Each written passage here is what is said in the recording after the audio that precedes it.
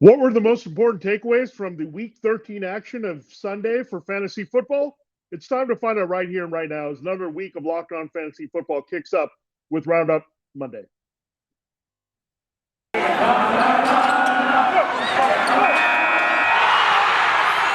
are Locked On Fantasy, your daily NFL fantasy podcast.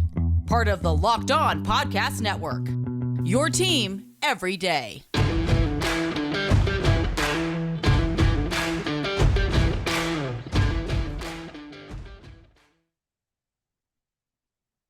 Greetings, everyone, and welcome to another edition of the Locked On Fantasy Football podcast. As usual, I'm your host, Vinnie Iyer. When I'm not doing this, I'm writing about NFL and fantasy football for sportingnews.com. Come to the site, we have all the fallout from Week 13 Sunday action, the playoff picture, the power rankings. Those are two pieces I do there, looking at it every week. We also have my latest mock draft, looking ahead to 2022, as well as the big board. So we're already scouting for next year. We're giving you the information you need to know for this year. We're going to go all in on fantasy football here as we do all the time. Locked On Fantasy Football. We'll have our takeaways here from all the action that there. We saw all 12 games on Sunday. And the most important things you need to know that came out of those games, the good, bad, disappointing, surprising, and otherwise here. And thanks again for making Locked On Fantasy Football your first listen every day. We are free and available to you on all platforms. All right, a lot of stuff to go through. We had 12 games. We had a couple games around that Thursday with the Cowboys Saints. We also will have the close here with the Patriots Bills here.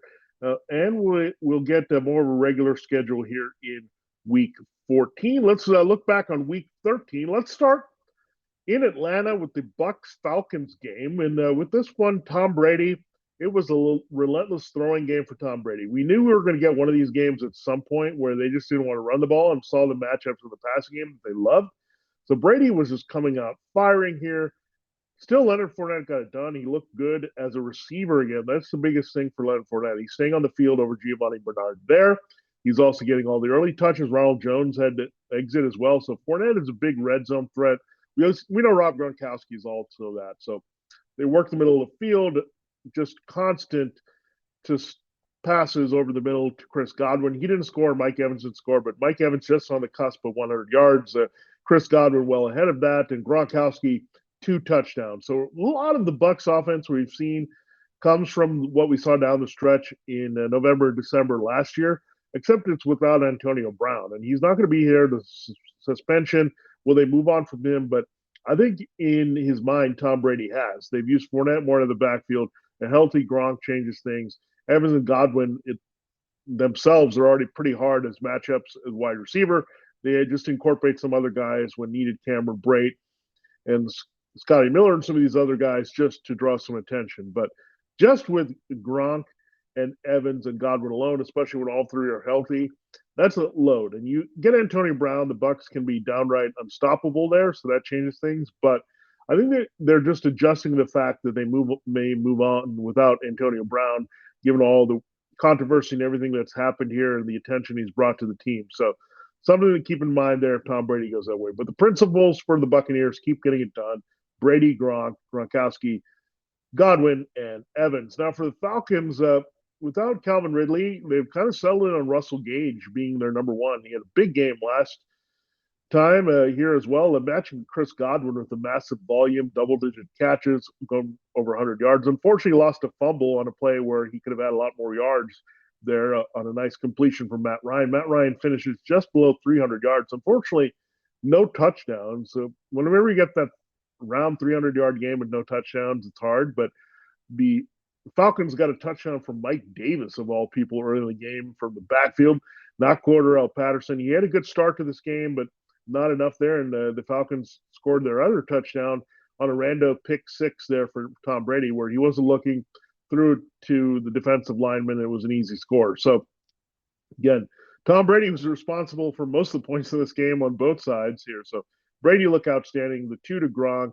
1 to Fournette, 1 to Brate here. So, really nice game, bounce back for Tom Brady. He's been a fantasy asset all season, so love the way he's playing and coming through here every single week. So, Brady's locked in. Matt Ryan, unfortunately, without Ridley, A lot of Russell Gage, a lot of Kyle Pitts, not much else there for the Falcons. It'll be better days going forward here for them, and we'll see if Ridley will come back before the end of the season. Our next game we'll talk about is the Cardinals and Bears game. Let's talk quickly about the Cardinals. Kyler Murray returned. Not a lot of passing volume, but he gets it done on the ground with a pair of rushing touchdowns, ran more than we've seen in a while, and looked good running. So we know that ankle is not an issue, hamstring, whatever. Those are not containing Kyler Murray in any way. He gets the early touchdown out to DeAndre Hopkins. They didn't really throw the ball a lot, but part of that was by design because the weather was not very good, and the Cardinals had a big lead in this one and were pretty much protecting it. So James Conner gets it done on the ground, catching and receiving. Keep in mind that Chase Edmonds could be back next week, but Conner's really had a nice hold on this backfield for quite a while. So Murray looked good. I'm sure we'll see more of Hopkins here as we go forward in different types of matchups. They do play the Rams coming up, so you figure that's going to be a game where they're going to have to throw it a little bit more and produce there. But Kyler running well and doing that and producing to help the running game and the defense smash it was fantastic to watch. For the Bears, speaking of running game, David Montgomery was really the high volume guy. They've just pretty much gone to trusting David Montgomery. The weather was also bad. Andy Dalton, not a good quarterback in those situations, had the 4 interceptions, but David Montgomery still gets it done, even with a negative game script. Gets well over 100 yards from scrimmage, gets the touchdown here, and not much in the passing game with Darnell Mooney and others, with Allen Robinson and Marquise Goodwin missing the game. So not much of a surprise that Montgomery dominating, and I think he'll continue to do that and be a big asset for the final few weeks of the fantasy football season, the way he was in 2020. Let's go to the Chargers-Bengals game. Justin Herbert looked fantastic in this game. Just threw the ball downfield and was hooking up with Keenan Allen. They jumped out. The Chargers did to a 24-0 lead. They pulled away in the second half as the Bengals rallied a little bit, came within 2 points, but then the Chargers just smashed it from there. So Justin Herbert comes through with the big touchdown games. Keenan Allen with a couple scores there. Austin Eckler with the score. Mike Williams with a big game. So the principles for the Chargers continue to get it done, and it's a pretty good matchup overall for them. So Eckler did have a little bit of a misconnection there, but he ends up still with that late score and another solid game for him. Williams comes through again. So they've worked him back in the offense nicely, and Allen becoming a bigger factor as a key possession receiver here for the Chargers. So good signs all around, good vibes for the Chargers here all season long. Now, Joe Mixon and Joe Burrow kind of salvaged it today, but it was kind of sloppy. Joe Mixon couldn't get going, got a little bit banged up. The Chargers' run defense overachieved. The game script being negative didn't help Joe Mixon, but he still ends up with 54 yards on the score. Did lose that fumble. I think you could have had a much better day for Joe Burrow if his one interception had become a touchdown pass. It went into the hands of Jamar Chase. He was streaking down the sidelines. Probably should have been a Bengals score there. So Jamar Chase's game could have been a lot better. But T. Higgins goes off again. Tyler Boyd with a pretty decent game. So that was encouraging. This was a tough matchup for Burrow, and he played pretty well. Again, the numbers weren't overall all that pretty with the mistakes and all that, but gets a rushing score, gets a passing love here. So pretty good game overall for the Bengals. But again, it was sloppy with the turnovers, and that's why they lost the game in reality, but still some pretty good fantasy numbers overall. And again, Bengals, Jamar Chase, people are trying to take him away. That's opened things up for Higgins and Boyd for sure here as the season's gone on for Joe Burrow. The next game we'll talk about, and the last one in this segment, Vikings getting upset by the Lions. Vikings had a dominant game from Justin Jefferson and a pretty good game by Alexander Mattison. Mattison benefited from Dalvin Cook not being in the lineup with his injury with shoulder, but Adam Thielen also went down. High ankle sprain for Adam Thielen. He was ruled out of this game early. It was tough for the Vikings reality-wise to move the ball, except throwing to Justin Jefferson. What a huge game for Justin Jefferson. He dominated targets once Thielen was out, scored a touchdown there in the end that the Vikings thought was enough to give them the victory. But the Lions marched downfield, and Jared Goff, pretty good game from him. This offense looked pretty good. Jamal Williams was effective, but what happened here was the passing game kind of opened up. So T.J. Hawkinson and Goff looked pretty good. You also had Amon-Ra St. Brown and Josh Reynolds do some damage. Amon-Ra St. Brown, we've been waiting for this breakout game for the rookie. He gets it, scores the winning touchdown. Goff with 3 TD passes, cutting into his bad value with the turnovers. But yeah, the best I've seen the Lions offense perform all season long because they were just kind of going to the flow. They had a rhythm here. They had their 2 top receivers, Amon-Ra St. Brown and Reynolds. You had a lot of Williams, even without DeAndre Swift, setting things up there, and Hawkinson and Goff reheating their connection here at the right time. So some promise ahead for the Lions here. We'll see how they'll be without DeAndre Swift for a while, but it's good that it looked like a real offense here in the NFL, and that's what we want to see. So, and Lions might have some more value than we think down the stretch. Again, it's been hard to trust, but I think St. Brown, given the way they treated him in that game, he could be in for bigger things down the stretch if you waited and stashed him for this long. Does this sound familiar? You've got one device that lets you catch a game live, another that lets you stream your favorite shows. You're watching sports highlights on your phone, and you've got another neighbor's best friend's login for the good stuff. Well, I want to tell you about a simple way to get all that entertainment you love without the hassle, and a great way to finally get your TV together. It's called DirecTV Stream. It brings your live TV and on-demand favorites together like never before, so you can watch your favorite sports, movies, and shows all in one place. That means no more juggling remotes and no need to buy another device ever again. And the best part, there's no annual contract, so get rid of the clutter and the confusion. Get your TV together with DirecTV Stream. You can learn more at directtv.com. That's directtv.com. Compatible device required. Content varies by package. Thanks again for making Locked On Fantasy Football your first listen every day. We are free and available to you on all platforms. It's time to continue the show looking at 4 more games and the results from Week 13. Let's go to the Colts Texans. Really, it's just the Colts game. This one, Jonathan Taylor, another couple touchdowns, massive volume, 32 carries in this one. It was all Jonathan Taylor. So you had enough for Michael Pittman. He needed some rushing production to get over 100 yards there, but that's what happened. Pittman also dropped a touchdown that could have changed the game there. Taylor ended up with that score. And Carson Wentz had the one touchdown there that was pretty to Ashton Dulin, but couldn't get a second one. Again, the Colts didn't face much resistance, so they pulled away at 31-0 here. Speaking of resistance, the Texans, Tyrod Taylor gets benched. He came out late for some kind of injury, but then they just went to go to Davis Mills. So it doesn't matter who they put back there. Rex Burkhead in the backfield still didn't get it done without David Johnson. So one back still cannot get it done here without David Johnson, with Mark Ingram and Philip Lindsay long gone. Burkhead still not very effective. It was a tough matchup, we know, against the Colts. Brandon Cooks is kind of being dragged down as well. He was battling through an illness and playing, so this Texans offense was not at full strength. They didn't have Danny Amendola, but just an absolute mess. What a disaster of a team. It's really Brandon Cooks and hope for the best as a wide receiver 3. It continues to be the case for Houston all season long. Houston officially eliminated from the playoff race with that loss. All right, let's go to the next game, Giants and Dolphins. Let's look at the Giants. Mike Glennon started. He ended up the game with a concussion there, filling in for Daniel Jones, had a neck injury. Really, this was an absolute mess. Evan Ingram was the leading receiver. You had no Sterling Shepard, no Kadarius Toney. So you expected more out of Kenny Golladay. He was contained overall. Just couldn't get going here. Golladay had a big opportunity. He's wasted it completely here. So Ingram is the only real reliable receiver right now, just because of his volume and just the shorter to intermediate passes, but still not a lot to see there. He was somewhat fantasy viable, no touchdown, anything like that. But this Giants passing game, just forget it. It's been a mess ever since Shepard and Toney kind of got hurt together. You're not seeing a lot of Darius Slayton. You're not seeing much of Galladay's here. So very disappointing overall in the passing game, and Mike Glennon didn't do any favors. You're also seeing Devontae Booker out of necessity needing to have a bigger role. I really like Saquon Barkley to have a big game. I think he was rather productive, but you also saw Booker get some key touches and cut into it a little bit. Part of it is that they're looking for somebody to spark this offense a little bit. Booker at least has done that at times this season, but it's pretty ugly with this Giants offense for sure. And again, one thing we thought we could count on Barkley volume, but if Booker's going to cut in, that's more of a committee. That's also a disturbing trend here for Barkley's production. The Dolphins are just fine. Myles Gaskin is not. He cooled off, but that's because Tua Tagovailoa is looking really good with his wide receivers. You had Devontae Parker come back. He was pretty solid there.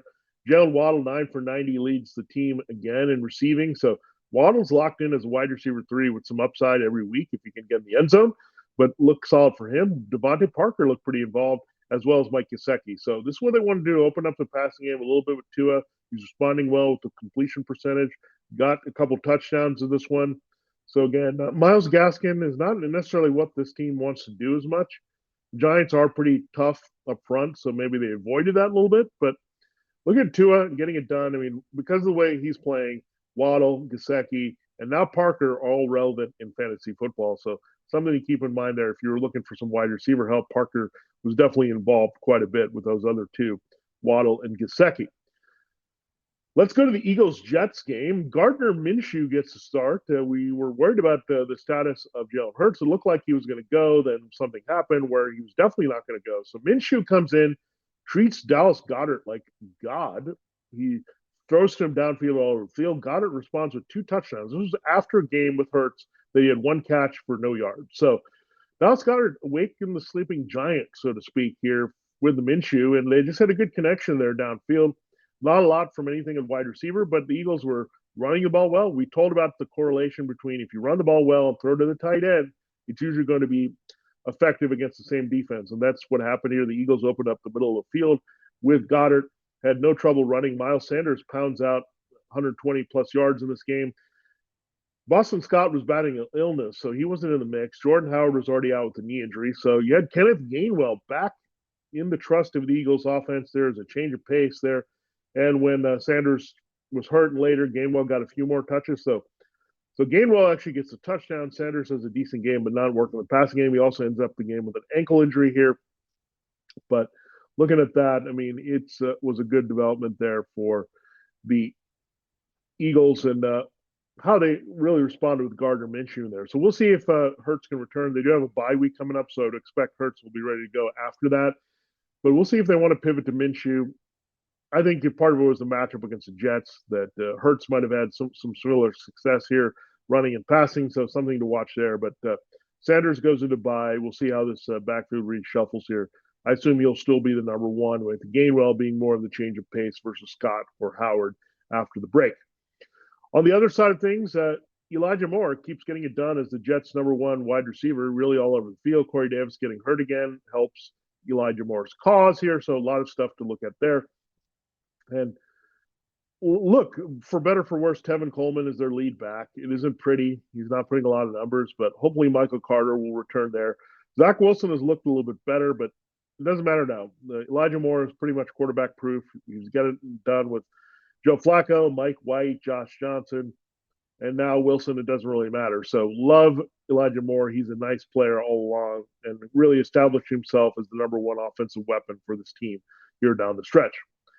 Let's go to our next game. It's the Washington football team and the Raiders. Antonio Gibson, we said it was a smash spot for him, and he came through, had a receiving touchdown, was involved a lot with J.D. McKissick not playing with a concussion. He looked very good, ran hard. The Raiders' run defense kind of wilting. So Gibson is fine. He's going to be an RB1, I think, the rest of the way here, the way they're using him, the way he's playing. Unfortunately, they lost Logan Thomas to another injury. He had the hamstring. Just coming back from that, he tore his ACL and MCL, so he's out for the season here, just as he was getting back. Remember, Ricky Seals-Jones was already on the shelf. Not a lot from Terry McLaurin. He was contained here, but they probably will lean a lot on McLaurin and Gibson going forward here with Taylor Heineke playing well. He had a couple of touchdowns in this game, one to Thomas before he went down and one to Gibson late, but Gibson is the man again. Another back that's really reemerged is Josh Jacobs for the Raiders. Derek Carr is putting up some empty numbers here. Part of it is not having any more deep threat that's reliable with Henry Ruggs III gone, Brian Edwards and Deshaun Jackson being sporadic there, so not much there. And not having Darren Waller is also hurt here. Foster Moreau did make one big catch here, but not a lot of that passing game. The Raiders finding a little bit more success. And Jacobs will have greater value now that definitely a fractured ankle there for Kenny Drake. He's out for the rest of the season here. So Jacobs, 2 big games in a row. He's really come on strong here at the right time for fantasy football. So, yeah, he's also like Gibson, can be trusted as an RB1 with his volume the rest of the way. So we do need to talk about 4 more games here. We'll do that in our final segment. But I have to remind you that this holiday season, grab the protein bar that tastes like a candy bar, even better than a candy bar. It's called Built Bar, filled with so many pieces of holiday goodness, rich with decadent flavor, covered in chocolate, but amazing low in calories, sugar, net carbs, and fat, and high in protein. You get the best of both worlds, delicious and healthy. Like some of those marshmallow treats around the holidays, you need to get your hands on Built Bar Puffs. They're light, fluffy marshmallow through different flavors, all covered in chocolate. Tastes so good, you won't believe they're filled with protein. Because it's a season of peace and love, don't bring up your favorite Built Bar flavored family parties. People are so passionate about their favorite flavor, they'll fight for it. Things could get out of hand. There's so many flavors of Built Bar. You'll have a hard time choosing. We'll have raspberry, mint brownie, cherry double chocolate, cookies and cream or peanut butter brownie, Built Bar gives you the extra fuel you need to bust down those mall doors and battle all the holiday shoppers. Or if you're just stranding in endless shopping lines, Built Bar can give you the extra something to keep you going. So throw one in your jacket or purse, and you never know when you're going to need it. All you have to do to get in on Built Bar is go to Built.com, use the promo code LOCK15. You'll get 15% off your order. Use the promo code LOCK15 for 15% off at Built.com. BetOnline has you covered for the season, more props and odds and lines than ever before. As football season continues the march to the playoffs, we're already here for the bowl games at CFP and college, and we're almost here to the NFL playoffs here with the picture coming into focus. BetOnline remains your number one spot for all the sports action of the season. Head to our new updated desktop or mobile website to sign today and receive your 50% welcome bonus on your first deposit. Just use the promo code LOCKEDON to receive your bonus. From basketball, football, NHL, boxing, UFC, right down to your favorite big casino games. Don't wait to take advantage of all the amazing offers available for the 2021 season. BetOnline is the fastest and easiest way to bet on all your favorite sports. BetOnline, where the game starts. All right, just 4 more games to go through. We'll do that here right now. We have the Jaguars and Rams, another late window game along with the Washington Raiders. We had 2 more of those games. We'll talk about Ravens, Steelers, 49ers, Seahawks, Jaguars, offense. Oh, what a bummer here. Laquan Treadwell is your leading receiver. Okay, well, that's fine. And James Robinson loses a fumble there because Aaron Donald forced it, so they bench him for Carlos Hyde. This is just getting terrible. You couldn't even get 150 yards passing from Trevor Lawrence. I don't know what Darrell Bevel and Urban Meyer are doing here, but it's pretty bad wasting this pick. You can't even get garbage points out of Trevor Lawrence. It's really disappointing here overall, the way the Jaguars are operating their offense. So, bummer, nothing more to see there except let's hope they don't bench Robinson because he was the one guy that we tried to put in there. And Carlos Hyde ends up with a touchdown. So annoying here. Again, Jaguars just exacerbate everyone when we talk about their fantasy football prospects. It's gone downhill. It actually started pretty well with Robinson and Marvin Jones and Laviska Shenault and DJ Chark, but Chark going down, everything has been pretty bad since. Now, the Rams offense pretty much had a get-well game. We like Cooper Kupp. He came through. It was a Kupp game. Tyler Higbee was decent, almost scored a touchdown, fell down at the 2-yard line. That touchdown went to Van Jefferson a few plays later. So Jefferson scores, Kupp scores, Higbee gets close to scoring in a decent game, and Odell Beckham Jr. puts the capper on it. Sonny Michel took over the backfield. For all of you that have been holding on to Sonny Michel, hoping that Darrell Henderson would have an injury where he had missed time, it finally happened here, and they plugged and played Sonny Michel. He was the workhorse. He looked outstanding, gets a touchdown, gets well more than 100 yards there, and does a good amount of catching here, 3 catches to add to his totals here. So love Sonny Michel as long as Darrell Henderson's out. Pretty much one-back team we've seen with the Rams, and Michel really can benefit there. So he could be a league winner here. We'll see if this lingers a little bit here, the thigh injury for Darrell Henderson. Now, let's go to Ravens Steelers here real quick. It was pretty bad for Lamar Jackson. He's been grinding. He's getting it done rushing. He did get a late touchdown that nearly tied the game. They went for 2 and didn't make it. They lose 20-19 in the game after holding a pretty big lead in this one. But Lamar Jackson missing a lot of throws, a little bit off with Mark Andrews.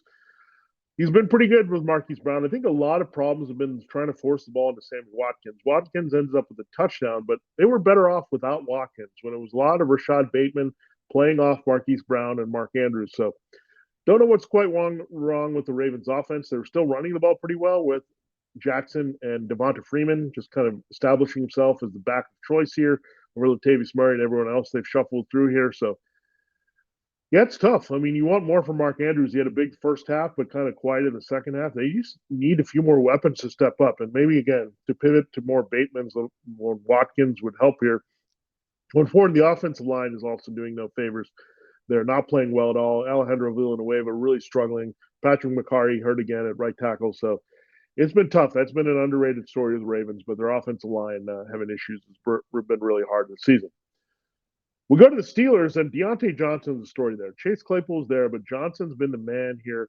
Ever since we've seen Juju Smith-Schuster going down, Deontay Johnson's consistent every week. This week he explodes with a couple touchdowns here. Could have had a third that was just dropped early in the game. So he's the man here. Chase Claypool making a few plays, but he's still not the big guy. They're pivoting to Deontay as the complete number 1 here. Chase Claypool is the more complimentary big play threat. Pat Freiermuth dents the end zone on a 2-point conversion there. So Ben Roethlisberger playing better. This could be his last season. Najee Harris gets to 100 yards from scrimmage in this one as well. But Steelers offense kind of feeling it. Deontay Johnson every week. Going from wide receiver 2 to wide receiver 1, the way he's being used. Chase Claypool more of a wide receiver 3 at this point. Freiermuth should be in their lineup every week. But Steelers offense is playing pretty well. Their defense came through also in this one. Let's go to the 49ers Seahawks game here. George Kittle dominated the Seahawks. We saw this one coming here for sure. I mean, it's a great matchup for him. Seahawks really couldn't cover the tight end. He goes for nearly 190 yards receiving, a couple scores for Kittle. He takes over the game without Deebo Samuel. That was another development. Brandon Ayuk a little bit quieter, 55 yards receiving here. So he got involved, but Kittle was just destroying it. The 49ers were also running the ball rather well in this game here. So George Kittle back. He doesn't look hurt at all. Him and Jimmy Garoppolo are going to maybe continue to dominate while Samuel's out. Ayuk is going to be more week to week, and I think Ayuk has helped when Samuel's in there because it's a little bit easier to cover him, I think, when there's no attention on Samuel. So keep that in mind. 49ers backfield, Eli Mitchell looks good again. He came out of the game a little bit banged up. So did Jeff Wilson. We'll see how it works out with them going forward. But Eli looked pretty good. There was no Trey Sermon in the lineup. Jermichael Hasty is healthy and available if they need him. So we'll see how that plays out. But again, Kittle just destroying it here since he's returned from that calf injury. On the other side of things, I think we're seeing regular things from Russell Wilson. No touchdown for DK Metcalf, but 60 yards receiving here. Tyler Lockett has been pretty good in Wilson's return here, but still trying to wait and get Metcalf totally going around. A lot of the attention's been on Metcalf. It's been a bit of a role reversal where Lockett has been to the outside bigger play threat, and Metcalf has kind of needed to grind and get those plays. So he's not getting the big plays or the touchdowns. I think they'll come as soon as the Seahawks get on track a little bit more. Now, the backfield is a total mess. They worked in Rashad Penny. They worked in Travis Homer. Homer scored on the fake punt. You had Adrian Peterson just signed off the practice squad. He scored a touchdown. So between those guys with no Alex Collins playing, it's been an absolute mess without Chris Carson. That's what we're seeing here. In Seattle, the backfield to avoid for sure. Gerald Everett, forget it. He had one good game, but then he loses 2 fumbles in this game. Pretty ugly performance here from Gerald Everett there at home. So Wilson getting it done a little bit, but still looking for that 300 bigger yards there in these type of games. So still a grind for Wilson, but at least he's getting it done with Lockett here for the most part. And I think Metcalf is going to get going here at some point for sure. Our final game there from the Sunday night game action is Broncos and Chiefs. Patrick Mahomes, another very quiet game. So did Tyreek Hill, and so did Travis Kelce. So somehow they dominate the Broncos, win 22-9, but not much at all from this offense. Clyde Edwards-Helaire, they kind of grinded away. Not a lot in that running game either. Mahomes has a rushing touchdown in this game, but otherwise it was a lot of Harrison Butker field goals and a defensive touchdown late by Daniel Sorensen on a pick six of Teddy Bridgewater. But yeah, so a lot to say about the Chiefs. Mahomes has kind of been grinding at home. Maybe it's the weather. Maybe it's the Chiefs defense is playing better. They haven't had much resistance, so they're just being careful and trying to win the games and do more in reality-wise. But for fantasy, Mahomes has been bad and dragged down Kelce and Hill in this game, unfortunately, as well. And the Broncos defense can be tough, but it was still rather shocking to see the limited output overall from the Chiefs offense in this game. Mahomes also did have a red zone interception. That could have changed the game a little bit if he had got that second touchdown here in the game. Now, on the other side, we had no Melvin Gordon, so that opened up for Javonta Williams, and they just unleashed him. He looked fantastic here, running and receiving, caps the game with a touchdown late there in garbage time. So big breakout game. We knew it could come here as soon as Melvin Gordon was out. So Gordon tried to play through his injury, but it didn't quite happen in this one. Javonta Williams takes over. Broncos go run heavy. They even got a lot of Mike Boone involved when they were trailing. Mike Boone stepping up as the complimentary number 2 here. So what's not happening is any of things with wide receivers or tight ends. So Noah Fant, Jerry Jeudy, Cortland Sutton, come on, guys. They're not doing anything, even with the negative game script. Teddy Bridgewater just limited in passing this game. They got to get a quarterback who's going to take advantage of these weapons that they have, but Jeudy should be a lot better. I think Fant should be used a lot better. You also have Cortland Sutton. He's a big play threat, but you never use him or never look to him in the red zone. So very disappointing here overall for the Broncos offense, unless you had Javonta Williams, really the only thing you can feel 100% comfortable about starting. Even if Gordon is back, I love Javonta. They got to give him more touches. This guy is special with his speed, quickness, power, everything. He's got everything. He's an amazing player. Finally, we get the backfield. So if you've been sitting on Javonta Williams and Sonny Michel all the time, waiting for them to have the backfield for themselves with the running back attrition going your way, it finally goes there. So go figure. Melvin Gordon and Darrell Henderson, two guys with a lot of durability issues in the past, are the last ones kind of that get eliminated and miss time here for you in fantasy football. So there you have it, breakdown of all the games there on Sunday's action of Week 13. Thanks so much for listening to Locked On Fantasy Football, making us your first listen every day. Don't forget, tomorrow we'll go to Pickup Tuesday. We'll break down the Patriots-Bills game in brief, then we'll turn our attention to the waiver wire ahead of Week 14, the players you need to target across positions to pick up there. Now, make your second listen Locked On Bets your daily one-stop shop for all your gambling needs. Locked On Bets, hosted by your boy Q with expert analysis and insight from Lee Sterling. It's free and available on all platforms. For Locked On Fantasy Football, this has been Vinnie Iyer. Have a great day. Good luck if you've got an outcome still determined by Patriots Bills, and we'll catch you tomorrow. Look at a waiver wire. Pick up Tuesday.